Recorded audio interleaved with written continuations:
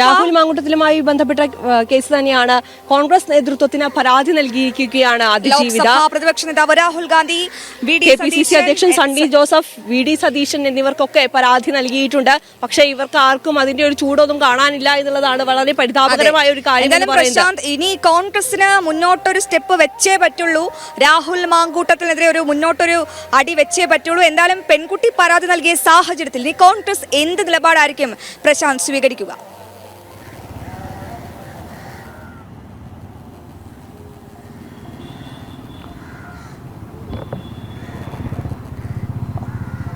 രാഹുൽ ഗാന്ധി, അതോടൊപ്പം തന്നെ KPCC അധ്യക്ഷൻ സണ്ണി ജോസഫ്, പ്രതിപക്ഷ നേതാവ് VD സതീശൻ എന്നിവർക്കാണ് യുവതി പരാതി നൽകിയിരിക്കുന്നത്. ആ പരാതിയിൽ ഈ കാര്യങ്ങളെല്ലാം, തനിക്ക് നേരിട്ട ദുരനുഭവങ്ങളെല്ലാം പരാതിയിൽ ചൂണ്ടിക്കാണിച്ചിട്ടുണ്ടെന്നാണ് നമുക്ക് മനസ്സിലാക്കാൻ കഴിയുന്നത്. അങ്ങനെ വിശദമായൊരു പരാതി കോൺഗ്രസ് നേതൃത്വത്തിനും യുവതി നൽകിയിരിക്കുന്നു എന്നാണ് ഏറ്റവും പുതിയതായി നമുക്ക് ലഭിക്കുന്ന വിവരം.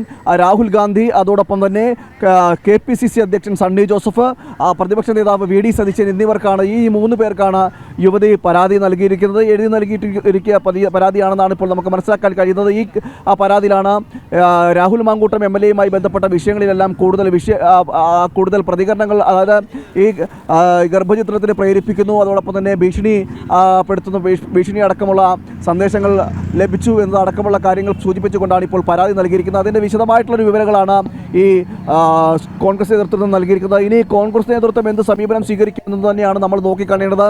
കഴിഞ്ഞ ദിവസം യുവതി മുഖ്യമന്ത്രിക്ക് പരാതി നൽകിയിരുന്നു. പരാതി നൽകിയ ശേഷവും ആ പരാതിയിൽ മേൽ പ്രതികരണങ്ങൾ നമ്മൾ പല നേതാക്കന്മാരോടും ആരായിരുന്നു, കോൺഗ്രസിൻ്റെ യൂത്ത് നേതാക്കന്മാരോട് ആരാഞ്ഞിരുന്നു. എന്നാൽ ഈ രാഹുൽ മാങ്കൂട്ടത്തെ സംരക്ഷിക്കുന്ന നിലപാട് തന്നെയാണ് ഇവരും സ്വീകരിച്ചത്. കാരണം KPCC അധ്യക്ഷനായിക്കോട്ടെ, അതോടൊപ്പം തന്നെ K മുരളീധരനായിക്കോട്ടെ, UDF convener Adoor Prakash ആയിക്കോട്ടെ, ഇവരെല്ലാവരുടെയും പ്രതികരണങ്ങൾ രാഹുൽ മാങ്കൂട്ടത്തിന്.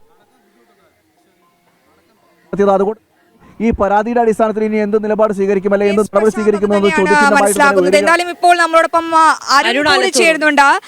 അരുൺ, രാഹുലിനെ കാണാനില്ല. രാഹുലിനെ ഇപ്പോൾ കഴിഞ്ഞ ദിവസം വരെ ഈ തെരഞ്ഞെടുപ്പ് പ്രചരണത്തിലൊക്കെ അതീവ സ്റ്റാർ ക്യാമ്പയിനറായി കൂടെ ഉണ്ടായിരുന്ന പ്രത്യക്ഷമാകുന്നത്. അതിൽ കേരളം വിട്ടുപോകാനുള്ള സാധ്യതയുണ്ടോ അരുൺ? എന്താണ് അനുമാനം? VK ശ്രീകണ്ഠൻ MP-യുടെ പ്രതികരണം. അരുൺ ചോദിച്ച ചോദ്യങ്ങൾക്കൊക്കെ വഴിതിരിച്ചുവിടുന്ന മറുപടികളാണ് MP നൽകിയത്. അതിന് ശുഭിതനാകുകയായിരുന്നു. തീർച്ചയായിട്ടും അരുൺ, റൂട്ട് മാപ്പ് എടുക്കേണ്ടി വരുമോ രാഹുൽ മാങ്കൂട്ടത്തിലിന്റെ? തീർച്ചയായിട്ടും രാഹുലിനെ കണ്ടെത്താൻ യാതൊരു തരത്തിലും കഴിയാത്ത സാഹചര്യം തന്നെയാണ് ഉള്ളത്. രാഹുൽ കേരളം വിട്ടോ എന്നുള്ളത് ഉൾപ്പെടെ സംശയം ഉയരുന്ന സാഹചര്യമുണ്ട്. ഏതായാലും രാഹുൽ മാങ്കൂട്ടത്തിൽ ഒളിവിൽ ഇപ്പോൾ തുടരുന്ന സ്ഥിതി തന്നെയാണ്. ഇന്നലെ വൈകിട്ട് മുതൽ പാലക്കാട് നിന്നും രാഹുലിനെ കാണാതായിട്ടുണ്ട് എന്നുള്ളതാണ്.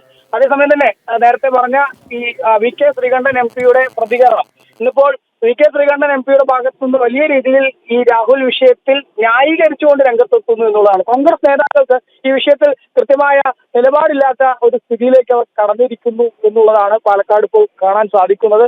VK ശ്രീകണ്ഠൻ പ്രധാനമായിട്ടും പറയുന്നത് രാഹുൽ വിഷയത്തിൽ എന്താണ് കോൺഗ്രസിന്റെ നിലപാട്, അതായത് ഇരയ്ക്കൊപ്പമാണോ വേട്ടക്കാരനൊപ്പമാണോ എന്ന് ചോദിക്കുമ്പോൾ അതിനൊരു ഉത്തരം പോലും പറയാൻ ഈ VK ശ്രീകണ്ഠൻ MP-ക്കോ കോൺഗ്രസിനോ കഴിയുന്നില്ല എന്നുള്ളതാണ്. അതേസമയം തന്നെ രാഹുലിനെ ഇത്രയും ദിവസം ഇങ്ങനെ സംരക്ഷിച്ച് കൊണ്ടു നടന്നതിനെ കുറിച്ചുള്ള ചോദ്യങ്ങൾക്കും മറുപടി പറയാൻ കോൺഗ്രസിന് കഴിയുന്നില്ല എന്നുള്ളത് തന്നെയാണ്. ഈ പരാതി ഉണ്ടായപ്പോൾ ഒരു ചോദ്യം മാത്രം കോൺഗ്രസ് തിരിച്ച് ചോദിക്കുന്നു, അല്ലെങ്കിൽ VK ശ്രീകണ്ഠൻ ഉൾപ്പെടെ പറയുന്ന ഒരു കാര്യം, ഇത്രയും ദിവസം 3 മാസമായില്ലേ കേരള പോലീസ് ഇത് അന്വേഷിക്കാൻ തുടങ്ങിയിട്ട്, എന്തുകൊണ്ട് ആഭ്യന്തര വകുപ്പ് അന്ന് തന്നെ കൃത്യമായ നടപടികളിലേക്ക് കടന്നിട്ടില്ല എന്നൊരു ചോദ്യം മാത്രമേ ഇവർ ചോദിക്കുന്നുള്ളൂ എന്നുള്ളതാണ്. ഏതായാലും ആ ചോദ്യം വളരെ പ്രസക്തമായത് തന്നെയാണെന്നുള്ളത് സംശയമില്ല. കാരണം ആഭ്യന്തര വകുപ്പും കേരള പോലീസിന്റെയൊക്കെ ഭാഗത്തുനിന്ന് വലിയ രീതിയിലുള്ള മൃദു സമീപനമായിരുന്നു രാഹുൽ വിഷയത്തിൽ അവർ കൈക്കൊണ്ടുകൊണ്ടേ ഇരുന്നത് എന്നുള്ളതാണ്. ഈ യുവതിയുടെ പരാതി വന്ന സാഹചര്യത്തിൽ മാത്രമാണ് ഇത്തരത്തിൽ ഒരു നടപടികളിലേക്ക് കൂടുതൽ FIR ഇട്ടിപ്പോൾ മറ്റ് നടപടികളിലേക്കൊക്കെ വലിയ രീതിയിൽ പോലീസും ആഭ്യന്തര വകുപ്പും കടക്കുന്നത് എന്നുള്ളൊരു സാഹചര്യവുമുണ്ട്. ഏതായാലും കോൺഗ്രസിനെ സംബന്ധിച്ചിടത്തോളം വലിയ വീഴ്ച സംഭവിച്ചത് ഈ രാഹുൽ മാങ്കൂട്ടത്തിനെതിരെ രാഹുലിനെ കോൺഗ്രസിന്റെ പ്രാഥമിക അംഗത്വത്തിൽ നിന്ന് സസ്പെൻഡ് ചെയ്യുന്നു എന്നൊക്കെ പറഞ്ഞു. പക്ഷേ അതിനുശേഷം അത് മാധ്യമങ്ങൾക്ക് മുൻപിലും പൊതുജനങ്ങളുടെ മുന്നിലും കണ്ണിൽ പൊടിയിടുന്ന നടപടി മാത്രമായിരുന്നു എന്നുള്ളതായിരുന്നു അതിന്റെ വാസ്തവം. കാരണം രാഹുൽ പാലക്കാട്ടേക്ക് തിരിച്ചെത്തുകയും പൂർവാധികം ശക്തിയോടെ കോൺഗ്രസിന്റെ സ്ഥാനാർത്ഥി നിർണയ ചർച്ചകളിലും മറ്റ് യോഗങ്ങളിലുമൊക്കെ പങ്കെടുക്കുന്ന ഒരു സാഹചര്യമായിരുന്നു രാഹുലിന്റെ ഭാഗത്തു നിന്ന് ഉണ്ടായത്.